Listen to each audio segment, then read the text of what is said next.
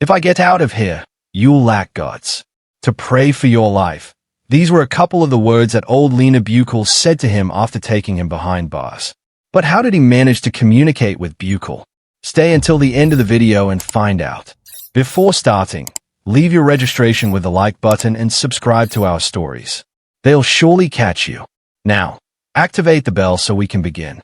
The Bukele government has taken a series of drastic measures to dismantle the power of the gangs. Raids and arrests became the norm, and the prisons were overcrowded with gang members.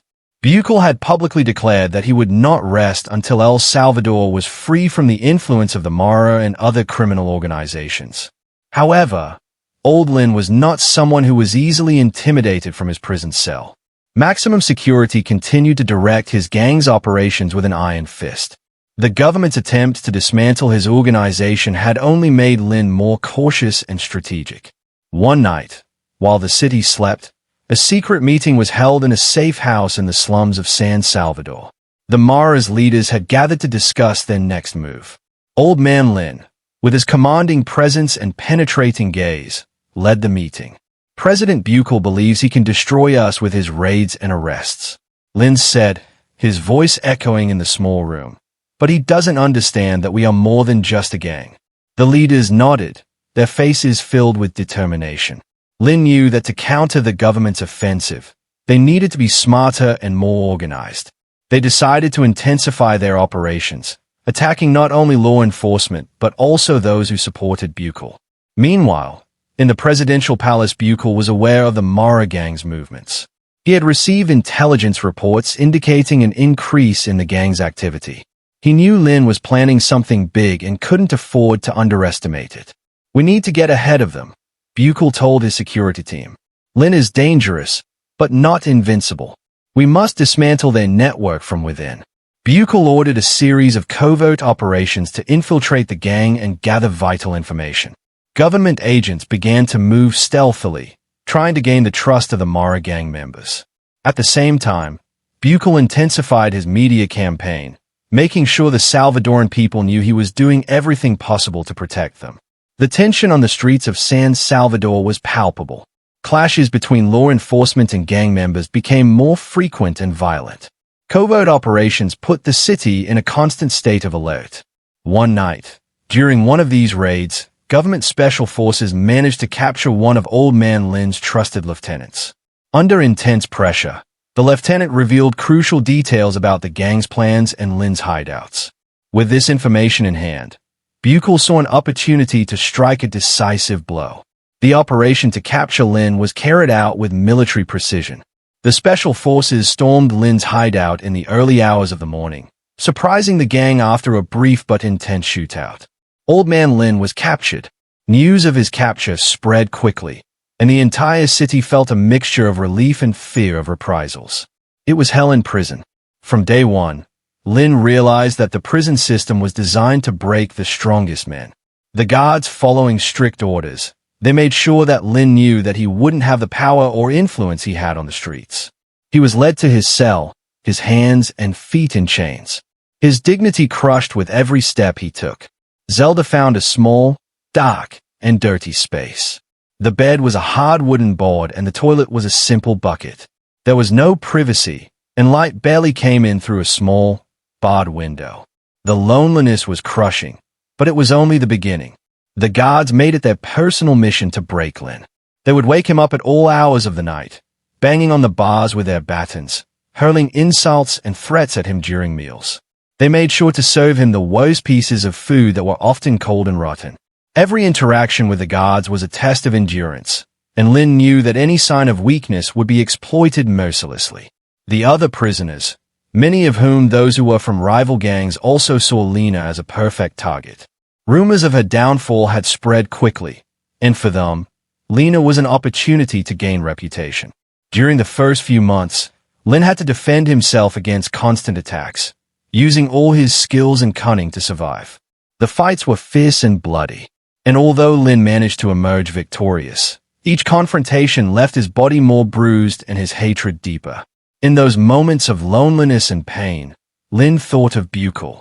Every blow, every insult, every sleepless night fueled his resentment. He knew his suffering was part of the president's strategy to weaken the Mara. But Lin wouldn't be broken so easily. His mind worked tirelessly, planning his revenge and how to restore his. One of the most humiliating moments for Lin came when the guard decided to teach him an exemplary lesson. They took him to an isolated section of the prison where he was handcuffed and brutally beaten. The blows were relentless, and the guards made sure each one left a mark.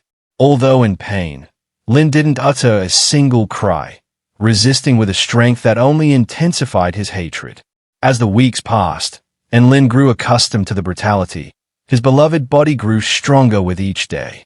He kept his mind sharp, remembering every detail of his torture, every face of the guards, every insult. He knew revenge wouldn't be quick or easy, but he was determined to strike back in a way that Bukele would never forget. By the way, if you're enjoying the video, we invite you to give us your like and activate the notification bell so you don't miss any of our new videos. We continue the message of old Nayib Bukele. The days in prison turned into weeks, and the weeks into months. Old Lin, hardened by the brutality of prison, had not lost an ounce of his cunning and determination. Every blow, every insult, and every attempt to break him only served to reinforce his hatred of President Nayib Bukele. Despite the strict security measures and constant surveillance, Lin had managed to establish a communication network with his loyalists on the outside. His former gang mates, who still operated in the shadows of San Salvador, were willing to do whatever was necessary to restore their leader's power. One day, while in his cell, Lin received a signal from one of the guards, a man he had managed to bribe through his external network. The guard slipped a small note under his cell door informing him that everything was ready to send a message to Lin. He smiled, knowing this would be the first step in his plan of revenge, with a cunning that had made him the feared leader of the Mara. Lin devised a plan to get his message across to the president using codes and coded messages. Lin sent detailed instructions to his men. Outside, the message had to be clear and forceful, a direct warning to Bukele that his capture did not mean the end. One night, under the cover of darkness, Lin's loyalists infiltrated the city with clockwork precision, executing their plan in a matter of hours. Graffiti appeared at several strategic points in San Salvador, all with the same message: Bukele, this is not over. I will escape and I will come for you. Lin. The message spread like wildfire. The citizens of San Salvador woke up to the news and the images of the graffiti. The media covered the story extensively, speculating about the implications of the threat. Attention increased, and security was further reinforced around the president at the presidential palace. Bukele received the news with a mixture of surprise and fury. He couldn't believe that Lin had managed to send him a threat from the maximum security prison. This demonstration of power and resilience by old man Lin was a direct affront to his authority and a reminder that the fight against gangs was far from over. Bukele called him to an emergency meeting with his security team. This man remains a threat, even behind bars. Bukele said, his voice full of determination. We cannot allow his followers to maintain this communication network. I want them to redouble efforts to completely isolate him. Meanwhile, in his cell, Lin learned of the impact of his message through his contacts within the prison. He learned that Bukele had increased his security measures and that the government was in on high alert. Lin allowed himself a small, satisfied smile. He had managed to send his warning and plant the seed of fear in his enemy's heart. But the message wasn't just a warning. It was a promise. Lin continued to plan his escape meticulously. He knew it would be a long and dangerous process, but he was determined to make good on his threat. With each passing fall, he worked to strengthen his network inside and outside the prison by bribing guards, manipulating other prisoners, and using every resource at his disposal. The guards, although more vigilant than ever, were unable to stop Lin. His network of loyalists expanded, and communication was maintained. Every small success, every message sent and received, gave him more confidence and fueled his determination. Lin knew his escape was possible, and with each passing day, his plan drew closer to execution. Outside, gang violence increased, partly as a distraction and partly as a show of power. Following Lin's orders, gangs intensified their activities, keeping the government occupied and diverting attention from their leaders' true plans. The city descended into chaos, controlled everything while Lin moved his chess pieces from inside his cell. The day finally came when Lin felt ready to execute his escape. The weeks of planning, bribery, and manipulation culminated in a dark and stormy night with the help of his allies. Inside and outside the prison, Lin managed to escape, leaving behind a trail of chaos and confusion. When news of Lin's escape reached him, his face darkened. He knew this was only the beginning. Lin was free, and with his freedom came the promise of revenge. The battle between the president and the Mara leader was far from over, and San Salvador was preparing for a new era of conflict where cunning and determination would decide the fate of a nation. And so we come to the end of this video. If you liked it, I invite you to give us your like so we can continue making more videos like this.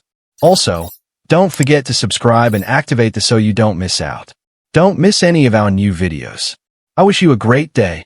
Until next time.